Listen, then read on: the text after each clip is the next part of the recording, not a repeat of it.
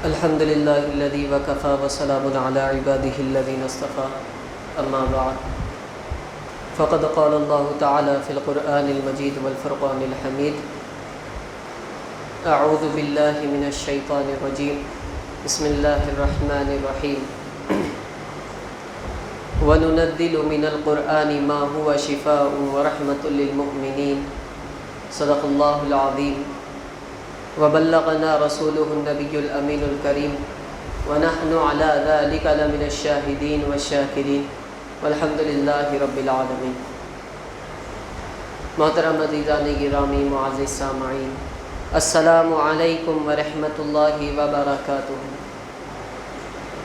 قبل اس کے کہ ہم ہمارے موضوع پر روشنی ڈالیں، ایک مرتبہ یہ بے حد ضروری ہے کہ میں اور آپ مل کر آقائے نامدار، مدینے کے تاجدار، دونوں عالم کے مالک و مختار احمد مجتبی محمد مصطفیٰ صلی اللہ علیہ وسلم کی بارگاہ میں ہدیۃً تحفۃً درود شریف کا نذرانہ پیش کریں۔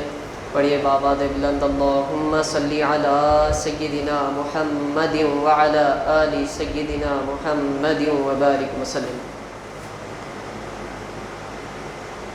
اللہ رب العالمین کا یہ بہت بڑا احسان ہے کہ ایک اور جمعہ مالک حقیقی نے ہم تمام کو نصیب عطا فرمایا، اور ہم تمام اللہ رب العالمین کے حضور سر بسجود ہونے کے لیے اس کے گھر میں جمع ہوئے ہیں۔ مالک حقیقی کا یہ احسان ہے کہ اس نے ہم کو نماز پڑھنے والوں میں بنایا، ہم کو یوم جمعہ عطا فرمایا جو تمام دنوں کا سردار دن ہے، جو عید المؤمنین ہے، جو مومنوں کے لیے عید کا دن ہے۔ اب اکثر ہوتا بھی یہ ہے کہ بہت سارے ایسے بھی لوگ ہیں کہ اللہ نے ان کو توفیق نہیں دی، وہ روزمرہ کی تو نمازیں چھوڑیے کہ جمعہ کے دن بھی اللہ کے گھر میں آنے کی ان کو توفیق نصیب نہیں ہوتی۔ اللہ رب العالمین ان کو بھی نمازوں کی توفیق عطا فرمائے۔ پروردگار عالم ان کو بھی پنجگانہ نماز پڑھتے رہنا نصیب عطا فرمائے، اور ہمارے عبادات میں اخلاص اور للہیت عطا فرمائے، ریاکاری اور دکھاووں سے ہم کو محفوظ عطا فرمائے۔ بہرحال مالک حقیقی کا یہ احسان ہے کہ اس نے ہم کو عید المؤمنین یوم جمعہ عطا فرمایا، اور سردار الانبیاء، شہنشاہ نبوت، خاتم النبیین، اولین و آخرین، امام المرسلین حضرت محمد مصطفیٰ صلی اللہ علیہ وسلم کا امتی بنایا۔ یہ احسان عظیم ہے۔ تبھی اللہ پاک نے قرآن پاک میں ارشاد فرمایا کہ وَنُنَزِّلُ مِنَ الْقُرْآنِ مَا هُوَ شِفَاءٌ وَرَحْمَةٌ لِّلْمُؤْمِنِينَ، کہ ہم نے اس قرآن میں ایمان والوں کے لیے شفا کو اتارا ہے، اور جو رحمت ہے مومنوں کے لیے۔ اب یہ قرآن شریف ایمان والوں کے لیے شفا بھی ہے، اور مومنوں کے لیے، ایمان والوں کے لیے رحمت بھی ہے۔ پھر اسی قرآن پاک میں پروردگار عالم نے ارشاد فرمایا کہ وَمَا أَرْسَلْنَاكَ إِلَّا رَحْمَةً لِّلْعَالَمِينَ، کہ اے محبوب ہم نے آپ کو تمام جہانوں کے لیے رحمت بنا کر بھیجا۔ اب اس کو یوں سمجھے کہ قرآن پاک رحمت ہے، یا صاحب قرآن جناب محمد مصطفیٰ صلی اللہ علیہ وسلم رحمت ہے۔ بات ایک ہی ہے۔ قرآن رحمت بنا، جو سراپا رحمت ہے ان کے صدقے میں۔ قرآن تو میرے نبی کا معجزہ ہے، یہ ایسا معجزہ ہے کہ جو شفا بھی ہے، جو رحمت بھی ہے، جو یذل بہ کثیرا ویہدی بہ کثیرا بھی ہے۔ اللہ فرماتے ہیں کہ ہم اسی قرآن سے بہتوں کو ہدایت دیتے ہیں، اور اسی قرآن سے ہم بہتوں کو گمراہ بھی کر دیتے ہیں۔ بہت ایسے بھی ہوتے ہیں کہ وہ گمراہ ہوتے ہیں، ان کو کوئی بات سمجھ میں نہیں آتی، ان کے سر سے جاتی ہے۔ زمانہ تبدیل ہو رہا ہے، ہر چیز تبدیل ہو رہی ہے، معاملات بھی بدل رہے ہیں۔ اب اس میں ہم اپنے معاملات کو تلاش کریں گے تو پھر یہ تو ہمارے اندر کی غفلت ہے۔ پروردگار عالم نے ارشاد فرمایا کہ یہ قرآن پاک ایمان والوں کے لیے شفا ہے اور مومنوں کے لیے رحمت بھی ہے۔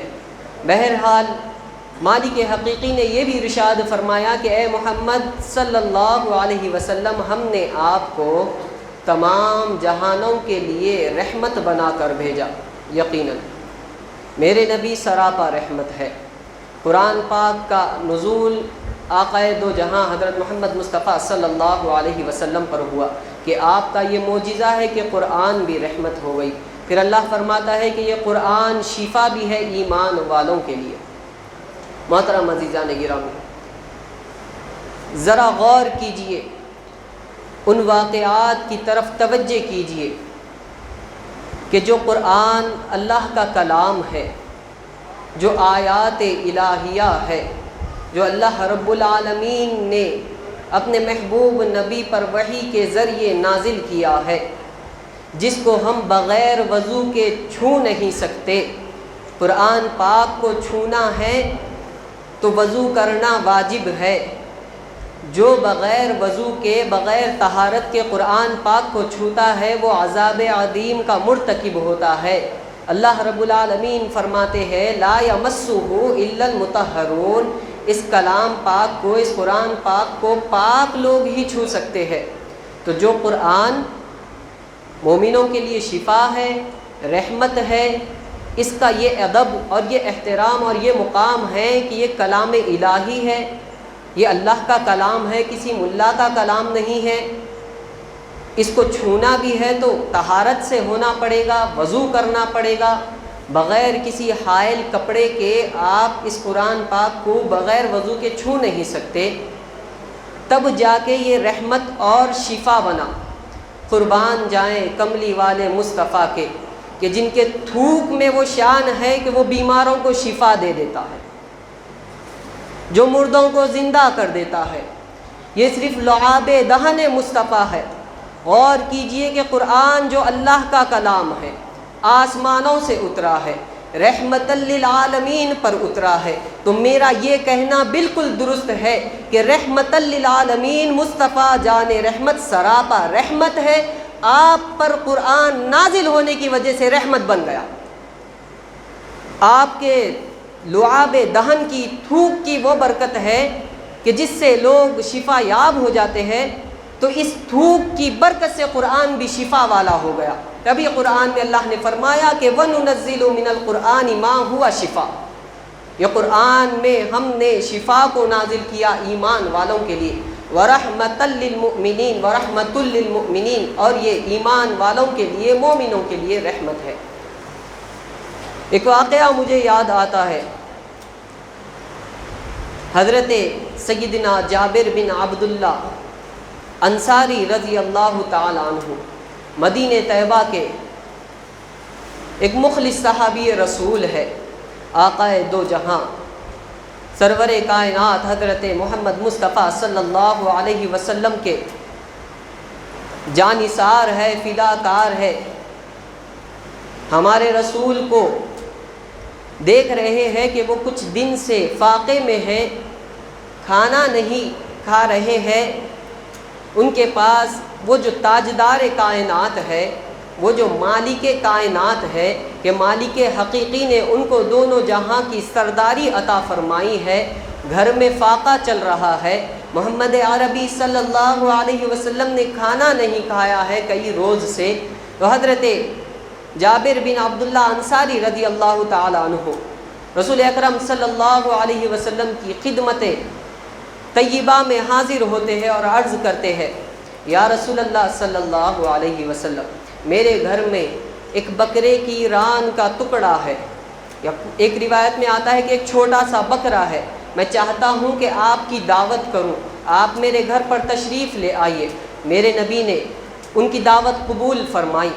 اب اہتمام کیا گیا، وہ بکرے کی ران یا چھوٹا سا بکرا ذبح کیا گیا، اس کو پکایا گیا۔ پکانے کے بعد جب وہ دعوت کا کام تیار ہو گیا، دعوت تیار ہو گئی، آقا کریم صلی اللہ علیہ وسلم کی خدمت میں مسجد نبوی میں حضرت جابر بن عبداللہ انصاری رضی اللہ تعالی عنہ حاضر ہوتے ہیں اور عرض کرتے ہیں یا رسول اللہ، میرے گھر پر آپ کی دعوت کا انتظام ہو چکا ہے، آپ تشریف لائیے۔ آقا دو جہاں صلی اللہ علیہ وسلم نے مسجد میں جتنے اصحاب بیٹھے ہیں سب سے فرمایا کہ چلو جابر کے گھر میں دعوت ہے۔ حضرت جابر بن عبداللہ رضی اللہ تعالیٰ عنہ پریشان ہے، دوڑے دوڑے اپنے گھر پہنچے۔ سرکار دو عالم صلی اللہ علیہ وسلم اپنے مع اصحاب حضرت جابر کے گھر رواں دواں ہیں۔ جیسے ہی آقا کریم گھر میں پہنچے، حضرت جابر اپنی اہلیہ کے پاس گئے اور کہنے لگے غضب ہو گیا، میں نے آقا کریم صلی اللہ علیہ وسلم کو دعوت دی، آقا کریم تو اپنے ساتھ سینکڑوں اصحاب کو لیتے آ رہے ہیں، اور یہ بھی نہیں کہ جتنے مسجد میں تھے ان کو بھی لیے، اور راستے تمام میں جو جو ملتا سب کو کہتے کہ چلو جابر کے گھر میں دعوت ہے، سب آ رہے ہیں۔ حضرت جابر اپنی اہلیہ کو سنا رہے ہیں۔ حضرت جابر رضی اللہ تعالیٰ عنہ کی اہلیہ نے کہا کہ اے جابر پریشان کیوں ہوتا ہے، کیا تو نے تمام اصحاب کو دعوت دی ہے؟ حضرت جابر نے کہا کہ نہیں، میں نے تو آقا کریم صلی اللہ علیہ وسلم کو دعوت دی ہے، میں کیا پاگل ہوں، میں دیوانہ ہوں کہ گھر میں 10 لوگوں کا بھی کھانا نہیں ہے، سینکڑوں افراد آ گئے ہیں، میں نے تو آقا کریم کو دعوت دی ہے۔ تو ان کی اہلیہ نے کہا تو بس پھر ٹھیک ہے، تو اپنے مہمان کی میزبانی کر، اور آقا کریم نے اپنے اصحاب کو مہمانی دی ہے تو وہ ان کی میزبانی کریں گے۔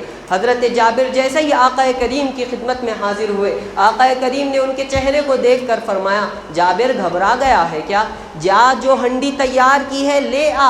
حضرت جابر نے وہ چھوٹی سی ہنڈی آقا کریم کے سامنے رکھی، میرے آقا نے اپنا لعاب دہن اس میں ڈال دیا، اس ہنڈی میں تھوک دیے اور کہنے لگے کہ اس کا توشے دان نہ ہٹانا، اور اپنی بیوی سے کہے کہ تقسیم کرتی جائے۔ حضرت مولا علی کرم اللہ وجہ الکریم کے بڑے بھائی حضرت عقیل رضی اللہ تعالیٰ عنہ فرماتے ہیں کہ اس دن جابر کے گھر پہ 1013 اصحاب رسول نے کھانا نوش کیا، 1013 اصحاب رسول نے کھانا طعام کیا۔ پھر اس کے بعد آقا کریم صلی اللہ علیہ وسلم کے ساتھ جو اصحاب آئے تھے وہ بھی ایسے کہ جن کا ناشتہ اکثر ایسا ہوتا کہ جب ان کو ناشتہ مل جاتا تو ایک ایک وقت میں ایک ایک اونٹ کی ران کھا لیتے۔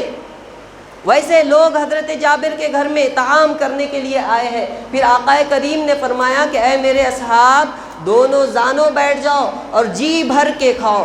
سب نے پیٹ بھر کھانا کھایا۔ اس کے بعد آقا دو جہاں صلی اللہ علیہ وسلم نے اس ہنڈی میں سے طعام فرمایا، پھر فرمایا کہ تم اور تمہارے گھر والے بھی اس سے کھا لے۔ حضرت جابر سے فرمایا کہ اس کا توشے دان نہ ہٹانا، بس کھاتے جانا۔ 1 دن کھائے، 2 دن کھائے، 3 دن کھائے، 1 ہفتہ، 2 ہفتے، 3 ہفتے، مہینے گزر گئے، کھا رہے ہیں۔ حضرت جابر کی بیوی نے کہا کہ ذرا توشے دان ہٹا کر تو دیکھو کہ اور کتنا کھانا بچا ہے۔ جب ہٹایا گیا تو اس میں 1 پلیٹ کھانا باقی تھا۔ حضرت جابر رضی اللہ تعالی عنہ سرور کائنات صلی اللہ علیہ وسلم کی محفل میں آ رہے ہیں۔ آقا کریم نے ان کو دور سے دیکھ لیے اور مسکراتے ہوئے کہنے لگے کہ جابر اگر تیری بیوی جلد بازی نہ کرتی تو قیامت تک کی تیری ساری نسلیں اسی ہانڈی سے کھانا کھاتے رہتی۔ یہ لعاب دہن مصطفیٰ کی تاثیر ہے۔ تو جو مصطفیٰ جان رحمت کو اپنے جیسا کہتے ہیں وہ اپنے گھر کی ہنڈی میں تھوک دے، پھر اپنے پسند کے مولوی سے جا کر پوچھے کہ میں نے اپنے رزق میں تھوک دیا ہے، تو وہ تم کو کفریات رزق کے فتوے لگائے گا۔ گناہ کو گناہ جان کر کرنے کا گناہ یہ ہے کہ وہ گناہ کبیرہ ہے، اور گناہ کبیرہ کو گناہ جان کر کرنا یہ ہے کہ تم نے کفر کر دیا ہے، تم کو کفر کے فتوے لگ جاتے ہیں۔ تو مصطفیٰ جان رحمت نے اپنے لعاب دہن سے سارا کا سارا مدینہ کو کھلا دیا، اور وہ ہم جیسے کیسے ہو سکتے ہیں کہ جن کا لعاب اگر کھانے میں گر جائے تو وہ کھانے کی بے حرمتی ہو جاتی ہے، بے ادبی ہو جاتی ہے۔ سرور کائنات صلی اللہ علیہ وسلم کے متعلق جب یہ معاملہ پیش آیا، حضرت جابر رضی اللہ تعالیٰ عنہ کی بیوی نے کہا کہ مدینے کے اہل مدینہ کے ہی لوگ آئے ہیں نا، آقا کریم اگر ساری کائنات کو بھی دعوت دے دے تو اے جابر ساری کائنات اسی ہنڈی سے کھا کر چلی جائے گی۔ پھر لعاب دہن مصطفیٰ، خیبر کا واقعہ یاد کیجئے کہ جب جنگ خیبر ہوئی، آقا کریم صلی اللہ علیہ وسلم کی طبیعت ناساز ہونے کی وجہ سے آپ غزوہ خیبر میں شریک نہ ہو سکے۔ آپ نے اسلام کا علم سرکار سیدنا ابو بکر صدیق رضی اللہ تعالیٰ عنہ کے ہاتھ میں دیا۔ آپ نے بڑی ہی بے باکی اور جانثاری کے ساتھ مشرکین خدا کے ساتھ جنگ کی، لیکن خیبر فتح نہ ہو سکا۔ پھر آپ نے سرکار سیدنا عمر فاروق رضی اللہ تعالیٰ عنہ کو اسلام کا جھنڈا دیا۔ حضرت عمر فاروق رضی اللہ تعالیٰ عنہ نے بھی بڑی بہادری اور شجاعت کا مظاہرہ پیش کیا، لیکن خیبر فتح نہ ہو سکا۔ آقا دو جہاں نے فرمایا کہ کل میں اسلام کا علم اس کے ہاتھ میں دوں گا جو اللہ اور اس کے رسول سے محبت کرتا ہے، اور اللہ اور اس کا رسول اس سے محبت کرتا ہے، اور انشاءاللہ اللہ اس کے ہاتھ پہ یہ خیبر فتح فرما دے گا۔ اگلی صبح ہوئی، تمام اصحاب جمع ہو گئے کہ دیکھیں کہ کون وہ خوش نصیب ہے کہ جس کے متعلق آقا کریم نے اتنی خوبصورت پیشن گوئی ارشاد فرمائی ہے۔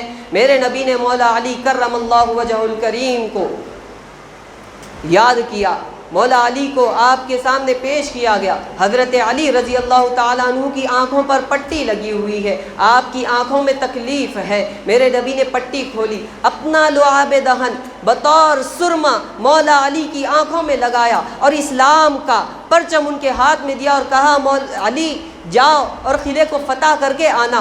حضرت علی نے فرمایا کہ یا رسول اللہ میں اپنی تلوار کب تک چلاتا رہوں؟ اس وقت تک جب تک کہ ایک بھی مشرک باقی نہ رہے، یا پھر اس وقت تک جب تک کہ ایک بھی دھڑ پہ سر باقی نہ رہے۔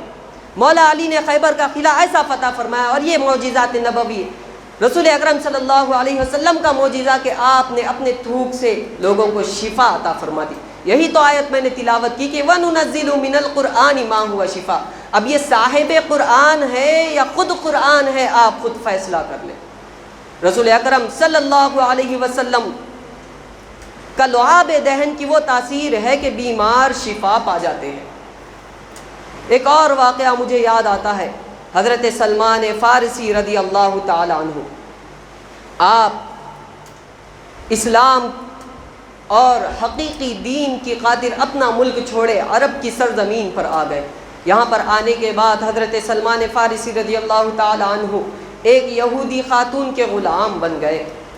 اس کے باغ میں، اس کے کھجور کے باغ میں صاف صفائی کرتے، یہ کام آپ خدمت انجام دیتے۔ ایک مرتبہ آقا کریم اپنے مع اصحاب اس باغ کی طرف سے گزر رہے ہیں۔ حضرت سلمان فارسی نے آقا کریم کو دیکھ لیا کہ مع اصحاب کوئی شخص جا رہا ہے، بڑا نورانی چہرہ ہے، ساتھ میں ان کا بھائی حضرت علی ہے اور پیچھے تمام اصحاب ہے۔ یہ دیکھ کر حضرت سلمان فارسی دوڑتے ہوئے آقا کریم کی خدمت میں حاضر ہوئے، سلام عرض کیا اور کہنے لگے کہ بہت باشرف خاندان کے افراد نظر آتے ہو، میں نے میری مالکین سے یہ حکم لیا ہے کہ جب بھی کوئی باشرف شخص کو دیکھوں تو اس کی دعوت کروں، اس کی مہمان نوازی کروں، اور اس نے مجھے اس بات کی اجازت دی ہے کہ میں جتنے چاہے اس کے باغ سے کھجور لے سکتا ہوں۔ میں آپ کی خدمت میں ایک دعوت پیش کرتا ہوں، قبول فرمائیے۔ میرے نبی نے سلمان فارسی رضی اللہ تعالیٰ عنہ کی وہ دعوت قبول فرما لی۔ صحابہ کرام کے لیے ایک تھالے میں کھجور لائے گئے، آقا کریم کے لیے ایک دوسرے تھالے میں کھجور لائے گئے۔ صحابہ کرام نے وہ کھجور کھائے، آقا کریم و مولا علی نے دوسرے تھالے سے کھجور کھائے۔ کھانا شروع ہی کرنا تھا کہ حضرت سلمان فارسی نے کہا اشہد انکا رسول اللہ و علی ولی اللہ، کہ آپ اللہ کے رسول ہے اور یہ علی اللہ کے ولی ہے۔ حضرت سلمان فارسی سے پوچھا گیا کہ کیا تم مجھے جانتے ہو؟ تو کہنے لگے کہ میں نے خواب میں بہت مرتبہ آپ دونوں کا دیدار کیا ہے، آپ ہی کی تلاش میں تو اپنا گھر بار چھوڑ کر یہاں تک پہنچا ہوں۔ اب پھر اس کے بعد تمام ہدیہ قبول ہو گیا۔ آقا کریم صلی اللہ علیہ وسلم نے جناب سلمان فارسی رضی اللہ تعالیٰ عنہ سے کہا تم نے ہم کو ہدیہ پیش کیا، ہم نے قبول کیا، اب ہماری بھی ذمہ داری ہے کہ ہم بھی تم کو ہدیہ دیں، ہم تم کو تمہارے مالک سے خرید کر آزاد کرنا چاہتے ہیں۔ حضرت سلمان فارسی نے کہا کہ یا رسول اللہ یہ بڑا مشکل ہے، میں نے ایک معاہدہ سگنیچر کیا ہے، سائن کیا ہے، ایک معاہدے پر دستخط کی ہے۔ آپ نے فرمایا اپنی مالکین کو بلاؤ۔ جب وہ مالکین آئی تو رسول اللہ نے پوچھا کہ کیا تم مجھے جانتی ہو؟ کہنے لگی کہ ہاں آپ وہی ہو نا جو خود کو نبی کہتے ہو؟ تو میرے نبی نے فرمایا میں صرف کہتا نہیں، میں اللہ کا نبی ہوں۔ میرے نبی نے فرمایا کہ میں اللہ کا نبی ہوں۔ پھر اس کے بعد اس مالکین سے کہا، یہودی خاتون سے، کہ ہم سلمان کو خریدنا چاہتے ہیں۔ تو کہا کہ یہ معاہدہ ہے، آپ پڑھ لیجئے کہ کس معاہدے پر اس نے دستخط کی ہے۔ تو وہ معاہدہ آقا کریم کے سامنے لایا گیا، تو اس میں لکھا تھا کہ سلمان فارسی اس یہودی خاتون کا اس وقت تک غلام ہے جب تک کہ 500 کھجور کے جھاڑ نہ اگا دے اور ہر جھاڑ سے ہر درخت پھل نہ دینے لگے۔ تو کھجور کا جھاڑ ہے، اس سے پھل نکلنا، اس کا بیج بوئے، پھر اس کے بعد وہ بڑا ہوتا ہے، پھر اس کے بعد بہت وقت گزرتا ہے جب وہ پھل دینے لگتا ہے۔ تو آقا کریم صلی اللہ علیہ وسلم نے فرمایا بس اتنی سی بات ہے۔ صحابہ اکرام کو حکم ہوا کہ جاؤ 500 کھجور کی گٹلیاں لے آؤ۔ صحابہ اکرام نے حکم کی تعمیل کی۔ آقا دو جہاں صلی اللہ علیہ وسلم نے ان گٹلیوں پر اپنا لعاب دہن لگایا، گڑھا کھودا گیا، اس میں گٹلی ڈال دی جاتی۔ مولا علی سے فرمایا علی تم اس کو پانی ڈالتے جاؤ، ایک گٹلی ڈال کر دوسری گٹلی گڑھے میں ڈالی جاتی کہ جھاڑ اگ جاتا اور پھل بھی دینے لگتا۔ یہ معجزات مصطفیٰ ہے، یہ لعاب دہن کے معجزے ہیں۔ تو جن کی تمام عمر 63 سالہ عمر کا ہر ایک لمحہ معجزہ ہو، جو ہم قرآن پڑھتے ہو یہ میرے نبی کا معجزہ ہو، جو ہم نماز پڑھتے ہو یہ میرے نبی کا معجزہ ہو، تو ان کی شان اور فضیلت ہم کس منہ سے بیان کریں اور لوگ کس کان سے سنیں؟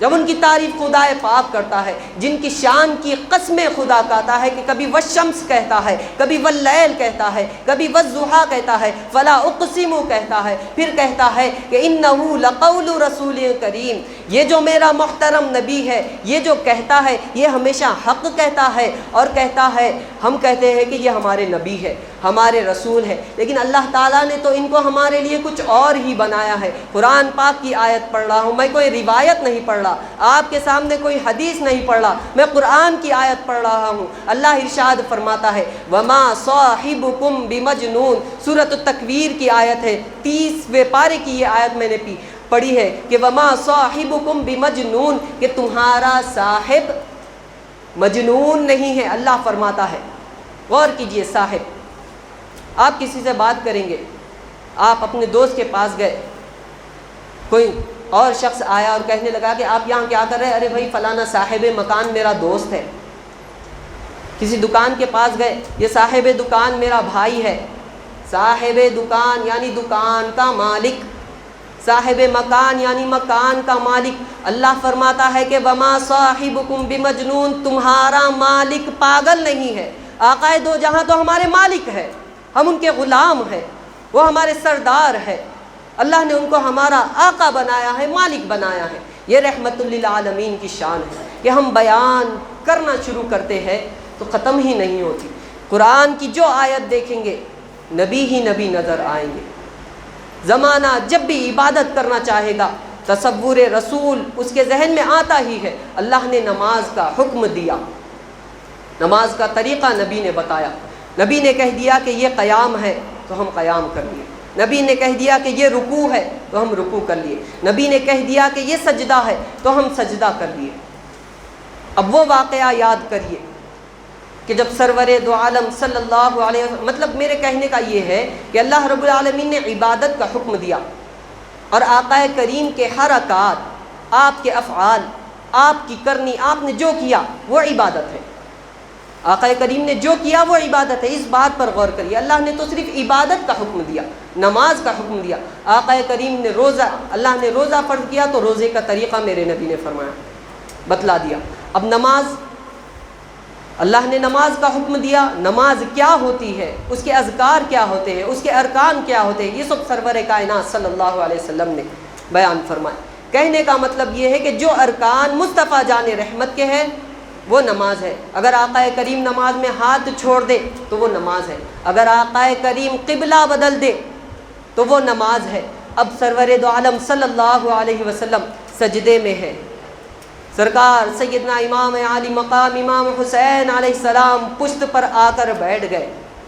آقا کریم صلی اللہ علیہ وسلم نے سجدہ طویل کر دیا۔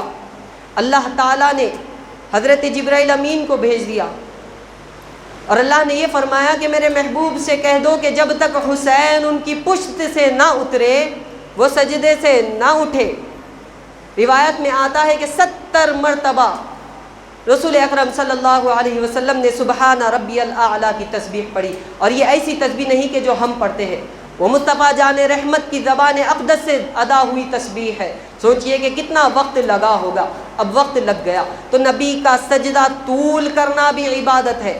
نبی کے سجدے میں جبرائیل امین کا آنا اور کان میں یہ کہنا کہ حسین پشت پر ہے، حسین پشت پر ہے۔ اب رسول اللہ کو یاد کر رہے ہیں یا حسین کی صدا سن رہے ہیں؟